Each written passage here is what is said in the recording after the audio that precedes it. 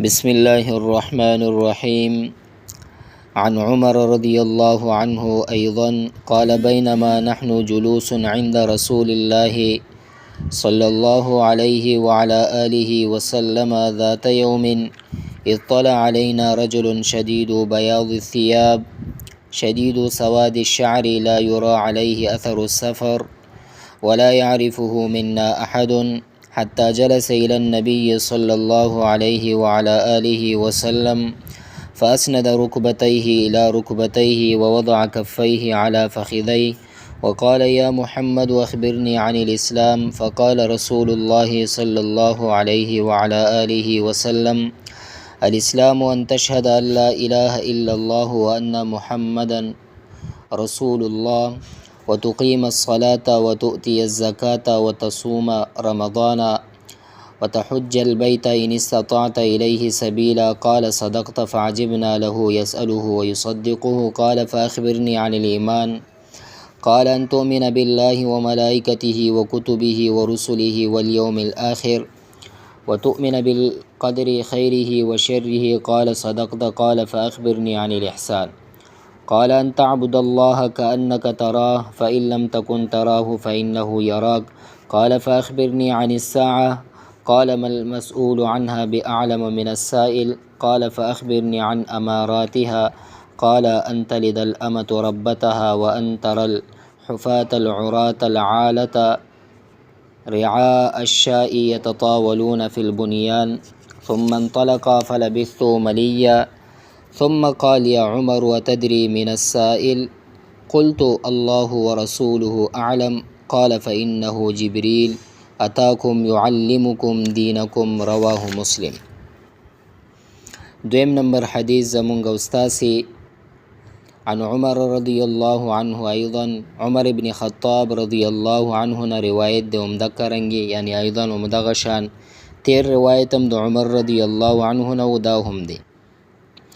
قال دا فرمای بینما نحن جلوس عند رسول الله صلی الله علیه وسلم ذات یوم ویمون یورز د رسول الله مبارک صلی الله علیه وسلم سره ناستو. اذ طلع علینا نو اچانک یو سړی په مونږ باندې ښکاره شو. اذ طلع علینا رجل اچانک په مونږ باندې یو سړی را ښکاره شو. شدید بیاض الثياب تکی سپینی جامې پتنوي یعنی تکی سپینی جامې اغوستی و. شدید یعنی سخت سپینی، سخت بیاض سپینی ثياب جامه یعنی شدید بیاض الثياب تکی سپینی جامې پتنو.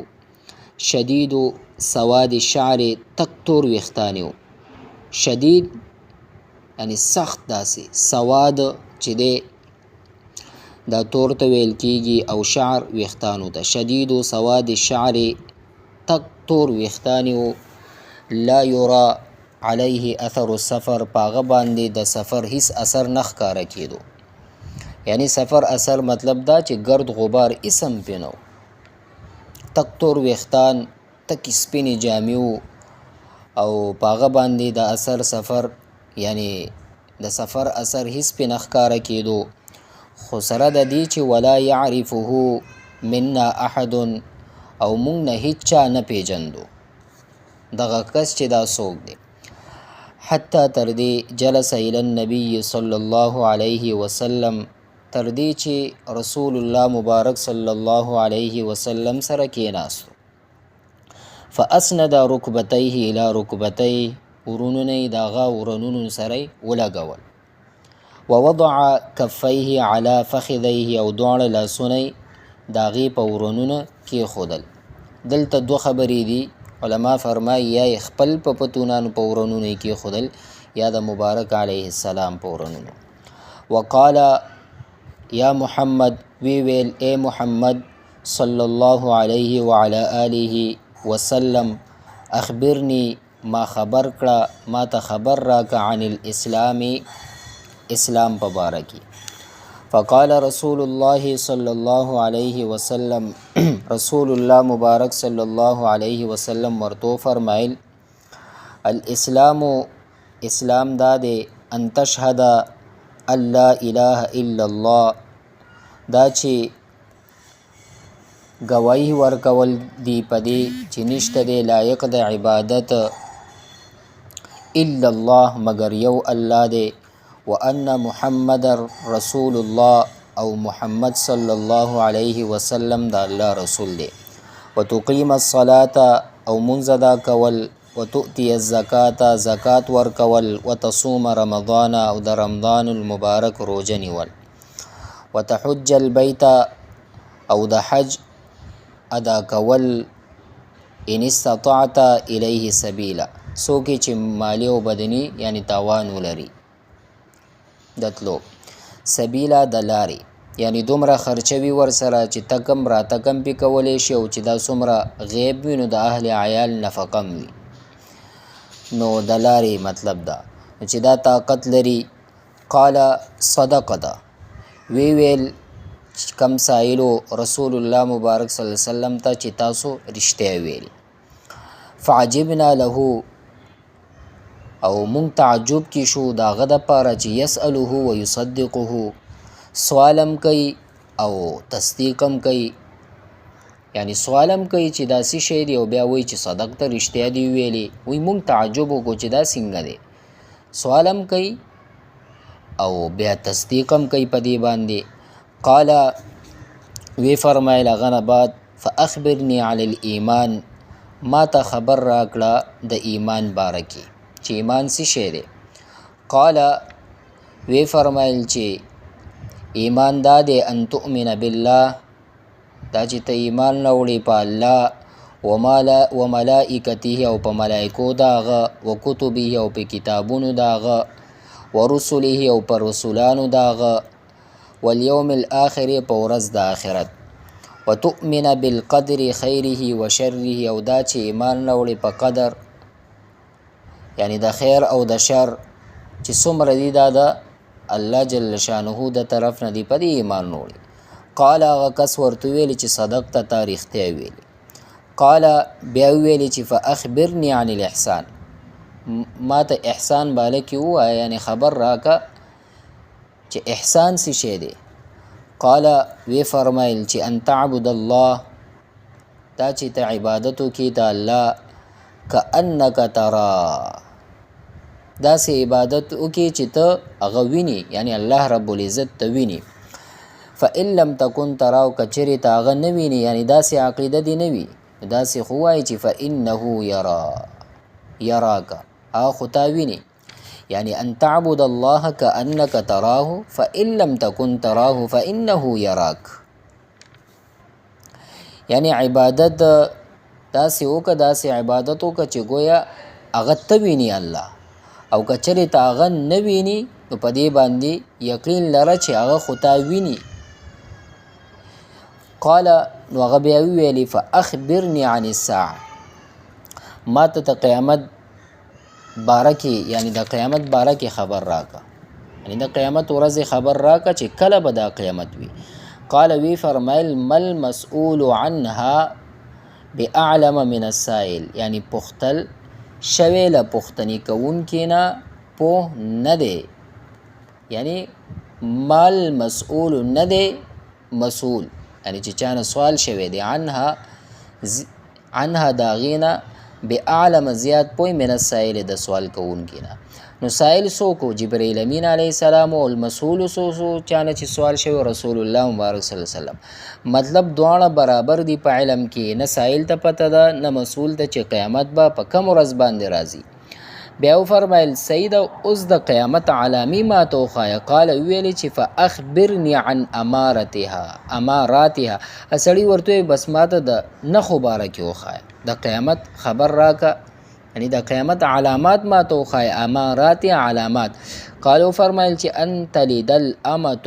ربتها دا چې وینځه به خپل باداره وزیږي وینځه چې دی خپل باداره به وزیږي داسې مبارکو فرمایل چې یو علامه دا بیان کا چې وینځه چې دی دا به څه شی وکړي خپل باداره به وزیږي چې ان تلد الامة ربتها وینځه به خپل باداره وزیږي مطلب دا یو مطلب دا علماء بیان کړي چې د مور او پلار نافرمانی به زیاته شي اولاد باغوی سره داسې سلوک کوي لکه د غلامانو سره او وینځ دې ته ویل کیږي چې کله د غي یعنی د کفارو ښځه ونیول شي په جهاد کې وغیره نو هغه چې دی بیا هغې ته وینځ ویل کیږي. بهرحال وان تر الحفات او دا چې ته ووینې حفات خپې ابله خلک عرات بربند یعنی بربند مطلب دا نه دی بالکل جامې پتن نو یعنی جامې خو پیوند داسې خلک به وګوري العاله چې فقیرانو رعاء الشاء یعنی سرون کې د ګډو د بیزی یعنی شپونکی خلک به ته وګوري یتطاولون اوږدوالی به کوي یعنی اوږدي اوږدوالی به کوي فی البنیان په آبادیو کې یعنی داسې خلک به ته وګورې خپې ابله بربنډه فقیران شپونکي یعنی ګډې بیزې سروونکي دوی به اوږدي بنګلې جوړې کړي په دې کې به دوی مقابلې کوي نن سبا تاسو زما ټینګې تاسو نه اوچته ده دوی به داسې وکړي نن سبا وګورئ دام د قیامت د علامونه یو علامه ده داسې خلک به وګوري وان تر الحفات العرات العالة رعاء الشاء يتطاولون في البنيان او دا چې ته وګورې خپې ابله بربند فقیران او سروونکي د ګډو بیزو یعنی شپونکي والا خلک چې هغوی اوږدوالی به کوي په آبادیو کې. ثم انطلق او بیا دې نه پس چې دی سائل لاړو فلبثت ملیا سوخت صدرنګ تیر کو او عمر رضی الله عنه فرمایي چې ثم انطلق فلبثت ملیا بیا هغه سړی چې ولاړو او زه چې دی سنور وخت ورسره ناسوم فلبثت ملیا صدرنګ مې ورسره تیر کو نور وخت ناسومه. قال یا عمر وی فرمایل رسول الله مبارک صلی الله علیه وسلم یا عمر ای عمر رضی الله اتدری من السائل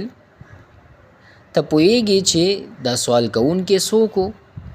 قلت الله ورسوله اعلم ومې ویل چې الله دغه رسول صلی الله علیه وسلم ښه پوهیږي. قال وی فرمایل چې فانه جبریل اتاکم هغه جبریل امین علیه الصلاة والسلام چې راغلی و یعلمکم دینکم تاسې ته ستاسې دین در زده کولو یعنی د څو پوښتنې په جواب په طریقه باندې تاسې ته دا دین ښودلو.